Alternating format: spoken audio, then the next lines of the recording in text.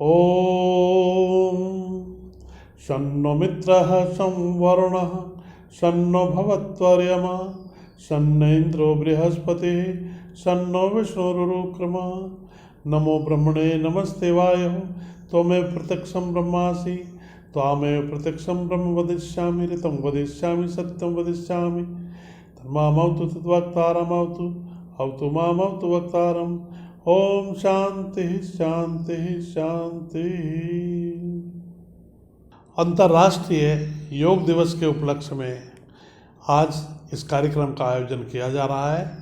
इसके लिए मैं आप सभी का आभार व्यक्त करता हूं। और आज का मेरा विषय है कोविड-19 के परिप्रेक्ष्य में हठ योग की उपादेयता।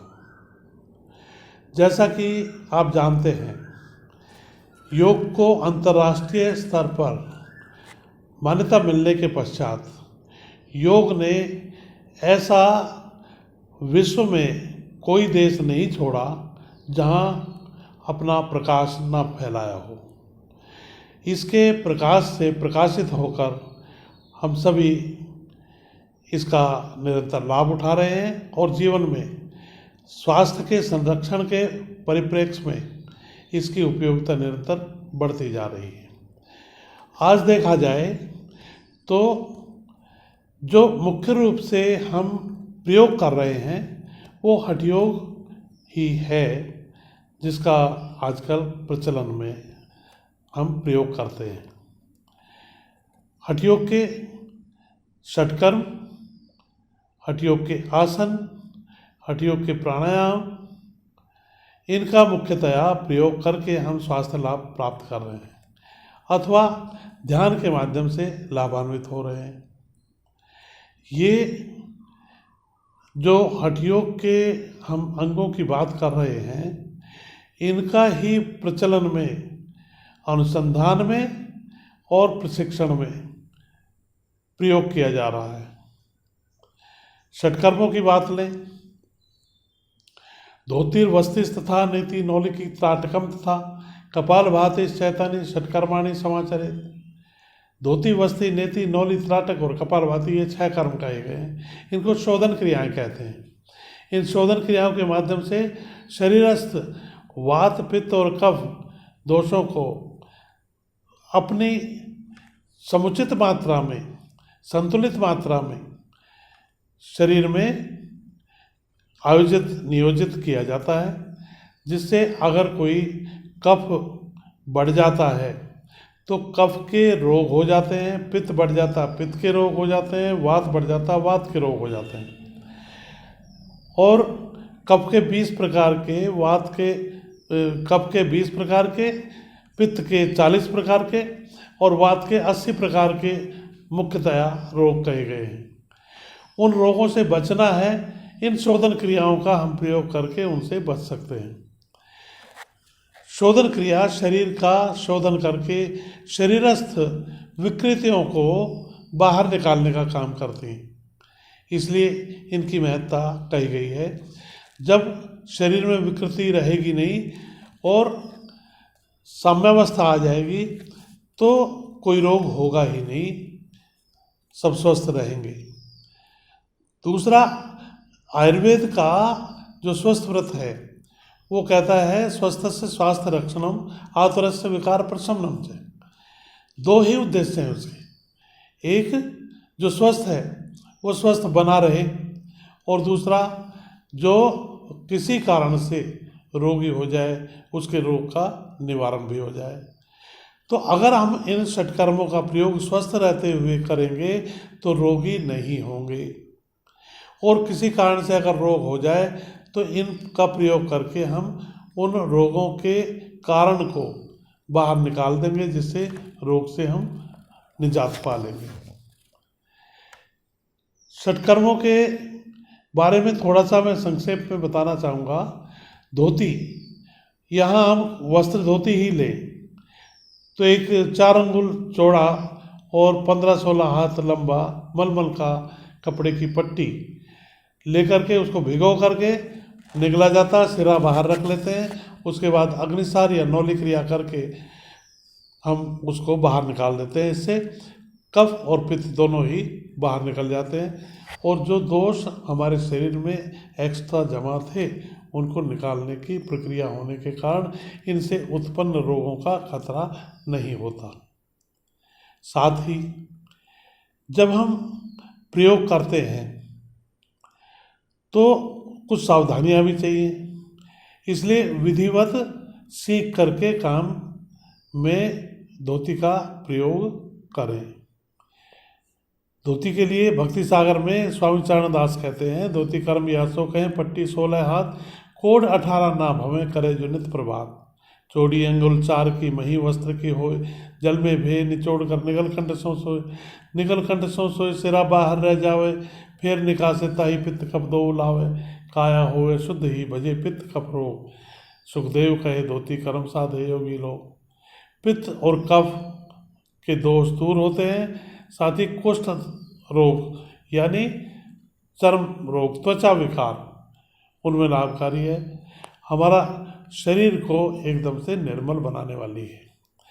कोविड के परिप्रेक्ष्य में हम धोती का प्रयोग देखें तो जो कंठ में जब तक ये कहा जाता है कि 2-3 दिन तक नासा रंध्र में, नासा गुहा, मुख नासा गुहा में और कंठ में, यहाँ तक ही उसका संक्रमण होता है।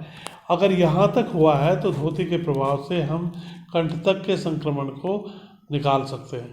साथ ही नेति कही गई है, सूत्र नेति, उसका प्रयोग करके हम नासारंध्र और मुखनासा गुहा को स्वच्छ कर सकते हैं।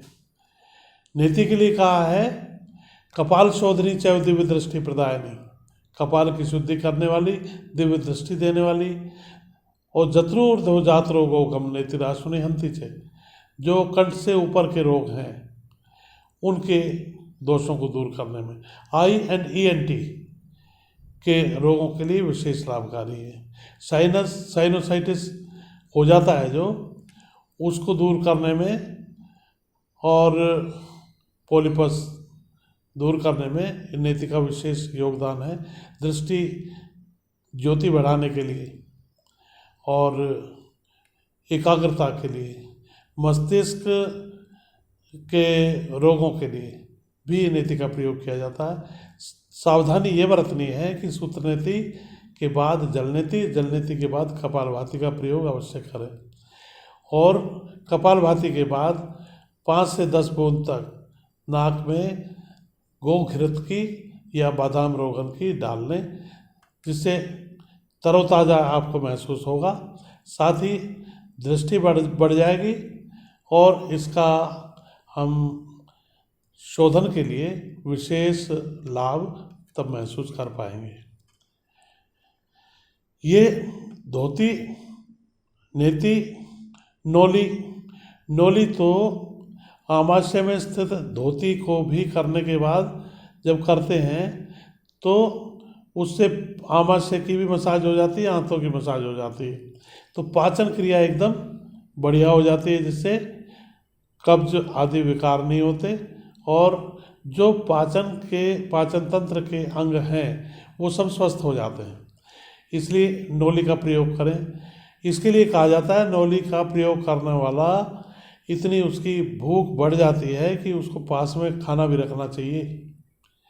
इसलिए कहा है कि पाचन क्रिया बहुत अच्छी हो जाती है, और पाचन क्रिया जिसकी अच्छी होगी उसको रोग होगा ही नहीं। ये पाचन क्रिया ही कम होने के कारण, मंदाग्नि होने के कारण रोग पैदा होते हैं, क्यों जो स्वस्थ के लक्षण कहे गए हैं। सुश्रुत कहता है समदोष है समग्नि से समधातु मल क्रिया प्रसन्न आत्मेंद्रिय मन स्वस्थ इत्याभिधीयते।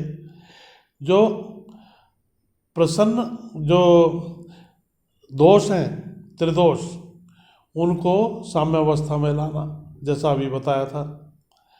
और अग्नियाँ शरीरस्थ 5 भूताग्नि, 7 धातु अग्नि और 1 जठराग्नि, 13 अग्नियाँ हैं। वो 13 की 13 ठीक तरह से काम करने वाली हों, और धातु ठीक हो। जो धातु बनने का काम है वो मुख्यतः आहार पर निर्भर है। आहार अच्छा लें, पौष्टिक लें और उस आहार के ठीक तरह से पाचन होने के लिए इन क्रियाओं का प्रयोग करें। पाचन ठीक हो जाएगा तो उससे ठीक तरह से रस बनेगा, रस से रक्त, उससे मांस, मांस से मेद, मेद से अस्थि, अस्थि से मज्जा, मज्जा से शुक्र, ये 7 धातुओं का क्रम है। रसाद रक्तम ततो मांसम मांसन मेद प्रजायते, मेद सो अस्थि ततो मज्जा, मज्जाया शुक्र संभवा। ये 7 धातुएं ठीक तरह से पुष्ट होंगी तो ओज इन्हीं से बनेगा। और ओज के बाद जो चेहरे पर चमक दिखाई पड़ती है वो ओज ही है। जो युवावस्था में दैदीप्यमान चेहरा दिखता है वो इस शुक्र के संरक्षण से होने वाला ओज का संचय है। यही हमारे शरीर में इम्यूनिटी है। इम्यूनिटी बढ़ाने के लिए हम धातुओं की पुष्टि करेंगे तो वीकनेस आएगी ही नहीं। जिसकी धातुएं दुर्बल होती हैं वो रोगों से लड़ने की क्षमता विकसित नहीं कर पाता। इसलिए धातुओं की पुष्टि आवश्यक है और ये पुष्टि के लिए आहार के ऊपर ध्यान देना जरूरी है। आहार के विषय में मैं यहाँ ज़्यादा नहीं कहूँगा, लेकिन पुष्टिकारक आहार लें। आजकल जो पिज़्ज़ा बर्गर खाने का रिवाज हम देख रहे हैं वो उससे पुष्टिकारक ना होने के कारण शरीर में उससे रस, रक्त आदि ठीक नहीं बनता और इसलिए इम्यूनिटी कम हो जाती है। हम प्रयोग करेंगे यहाँ त्राटक का, कपालभाति का। तो त्राटक से ज्योति दृष्टि की क्षमता बढ़ती है, साथ ही एकाग्रता बढ़ती है, जिससे मन एक स्थान पर लगाने में इससे सहायता मिलती है।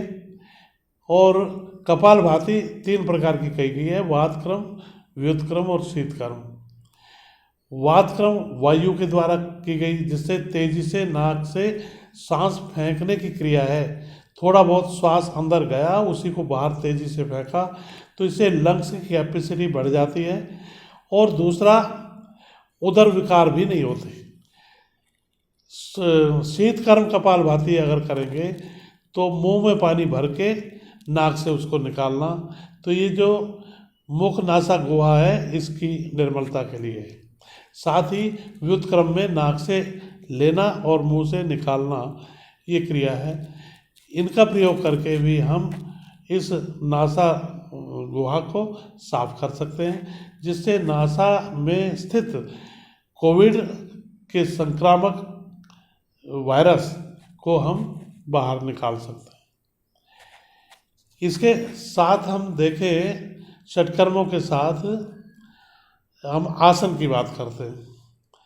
हठ योग में तो पहला अंग आसन ही कहा है। हठ से प्रथमांगत्वाद आसनम पूर्वमुच्यते, पहला अंग आसन है। आसनों के प्रयोग से क्या है, आसने रुजोहंती, आसन से रोग दूर होते हैं। और आसने भवे दृढ़म, आसन से शरीर मजबूत होता है। तो ये शरीर की मजबूती के लिए, दृढ़ता के लिए और रोगों से मुक्ति के लिए इन आसनों का प्रयोग हम करें। हठ योग प्रदीपिका में 15 आसन दिए हैं, 15 भी पर्याप्त है अगर उनको आप ठीक विधि से करेंगे। लेकिन विधि ठीक सीख करके उनका अभ्यास करें। उससे उसमें कुछ आसन आपने देखे होंगे कि कुछ आसन बैठने वाले हैं, कुछ खड़े होने वाले हैं, कुछ आगे झुकने वाले हैं, कुछ पीछे झुकने वाले हैं, कुछ साइड में झुकने वाले हैं, कुछ सिर के बल खड़े होने वाले हैं। तो हर तरह के आसनों का प्रयोग हम करें चयन करके, जिससे शरीर का पूर्ण व्यायाम हो जाए। इसकी व्यायाम हम इसलिए कह रहे हैं कि शरीर में कुछ एक्सरसाइज होती है, लेकिन वास्तव में व्यायाम और आसन करने में अंतर है। आसन धीरे धीरे किया जाता है, जिससे शरीर में पसीना नहीं आता, और जो पसीना आया है वो शवासन करके उसको दूर कर लिया जाता है। आसनों का प्रयोग धीरे धीरे स्पीड से न करके धीरे धीरे ही करना है और श्वास की गति का ध्यान रखना है। आसन भी सीख करके तभी किसी योग्य प्रशिक्षक के निर्देशन में करना चाहिए। साथ ही हम इसके प्राणायाम लेते हैं। प्राणायाम का प्रयोग आजकल बहुत चला है, लेकिन प्राणायाम का जो मुख्य लाभ है वो है लंग्स की कैपेसिटी बढ़ाना, और उससे रक्त विकार दूर हो जाते हैं और सब शरीर के अवयवों को प्रचुर मात्रा में रक्त मिलने के कारण स्वास्थ्य लाभ हो जाता है। साथ ही लंग्स की कैपेसिटी जो बढ़ी है उससे हम ज़्यादा मात्रा में ऑक्सीजन का उपयोग कर पाएंगे और रक्त विकारों को, रक्त में स्थित विजातीय द्रव्यों को, तत्वों को निकालने में हमें सुविधा रहेगी। प्राणायाम प्राण का बहुत बड़ा रोल है। उपनिषद कहते हैं नमो प्राणाय यस्य सर्वमिदं वशे, जिसके वश में सब कुछ है वो प्राण, उस प्राण को हम नमस्कार करते हैं। क्यों कहा? क्योंकि जब तक प्राण है शरीर में तब तक शरीर जीवित है। अगर प्राण बाहर निकल गए तो शरीर मृत है, और मृत शरीर किसी काम का नहीं होता। लोग ले जाके अपने प्रियजन ही शमशान में जला के आ जाते हैं। इसलिए प्राण की उपयोगिता को देखते हुए प्राण बलवान भी है और प्राण हमें शक्ति देने वाला भी है। शक्ति प्राप्त करनी है तो हमें इस प्राण की उपासना करनी चाहिए। प्राण की उपासना का तात्पर्य ये नहीं है कि हम लेकर के दीपक जलाएं या आरती करें। प्राण की उपासना का है प्राण का हम ठीक तरह से उपयोग करें। किस प्रकार से श्वास लेने की क्रिया करनी है, कितना श्वास का पूरक करने में समय चाहिए, कितना समय उसको रोकने का चाहिए, कितना समय उसके रेचक में चाहिए, तो पूरक, कुंभक और रेचक की प्रक्रिया ठीक तरह से सीख लें। उसके बाद प्राणायाम का अभ्यास करें। हम यहाँ प्राणायाम की उपयोगिता जब बता रहे हैं तो यहाँ ये कहा गया है चले वाते चलम चित्तम निश्चले निश्चलम भवेत्। जो प्राण चंचल होता है, जब श्वास की गति होती है, श्वास चलता है तो चित्त भी चंचल बना रहता है, और जब श्वास रुक जाता है तो चित्त भी रुक जाता है। चित्त को रुके बिना, हम एकाग्र किए बिना कोई भी काम नहीं कर सकते। इसलिए चित्त को एकाग्र करना है तो हमें प्राण को नियंत्रित करना पड़ेगा। जब प्राण की गति नियंत्रित हो जाती है तो उसकी एकाग्रता बढ़ाने के लिए हम जो प्राण का प्रयोग करते हैं, एकाग्रता बढ़ जाती है, और एकाग्रता बढ़ने के बाद जहाँ भी हम ध्यान लगाएंगे वहीं ध्यान लग जाएगा। जिस काम में एकाग्र होकर के हम काम करेंगे वो काम सफल होगा। इसलिए साधना के क्रम में भी प्राण की संयम की, प्राणायाम करने की आवश्यकता है, और प्राणायाम का प्रयोग करके हम विभिन्न प्रकार के प्राणायाम भी बताए गए हैं उनका प्रयोग कर सकते हैं। लेकिन मुख्य रूप से आप अगर एक प्राणायाम केवल नाड़ी शोधन का भी अभ्यास कर लें तो शारीरिक स्वास्थ्य के साथ साथ मानसिक स्वास्थ्य में वृद्धि और एकाग्रता बढ़ा करके आध्यात्मिक विकास देने वाला ये प्राणायाम है। इसकी विधि पहले बाएं नासारंध्र से भरना श्वास, रोकना और दाएं से निकालना, फिर दाएं से भरना, रोकना और फिर बाएं से निकालना, यही क्रम है। ऐसी स्थिति में हम प्राणायाम का जब प्रयोग करने के लिए तैयारी कर रहे हैं तो ये भी ध्यान रहे कि धीरे धीरे इसका अभ्यास बढ़ाना है, एक साथ नहीं ज़्यादा करना। शुरू थोड़े से करेंगे और धीरे धीरे करके उसको बढ़ाएंगे। विधि भी धीरे धीरे ही प्रयोग में लाएं। ये कहा है यथा सिंहो गजो व्याघ्रो भवेत् वश्य शनैः शनैः तथैव सेवितो वायुरन्यथा हन्ति साधकम्। जो प्राण का अभ्यास, प्राणायाम का अभ्यास करने वाले हैं वो धीरे धीरे इसका अभ्यास करें। जैसे हाथी और शेर को धीरे धीरे वश में किया जाता है उसी प्रकार से प्राण को धीरे धीरे ही वश में करें। अगर एक बार में ही वश में करने के लिए प्रयास करेंगे तो उससे प्राण का संकट उपस्थित हो सकता है। इसलिए प्राणायाम बड़ा सोच समझकर करना चाहिए।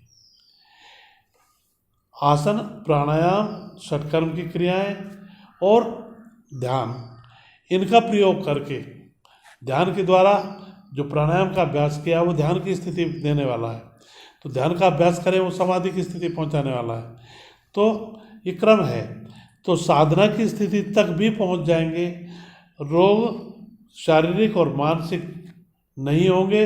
अगर किसी को कोई रोग हो जाता है तो उससे भी आप बच सकेंगे, उसको भी दूर कर पाएंगे। इसलिए इन हठ योग की क्रियाओं के बारे में संक्षेप में थोड़ा सा मैंने बताने का प्रयास किया है।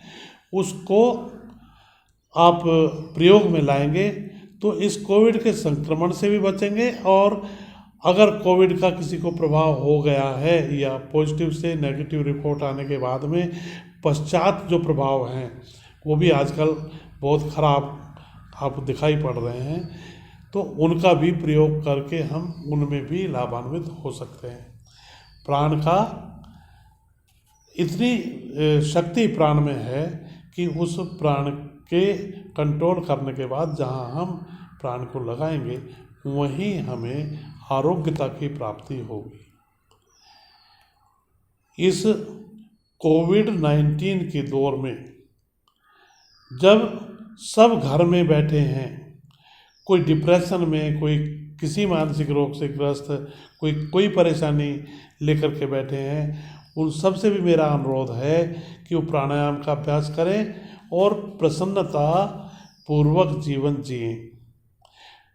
आप आसनों का प्रयोग करें, षटकर्मों का प्रयोग करें, प्राणायाम का प्रयोग करें, ध्यान का प्रयोग करें, घर में हिल मिल के रहें, अपने आप को घर के कामों में भी लगाएं और स्वाध्याय भी करें।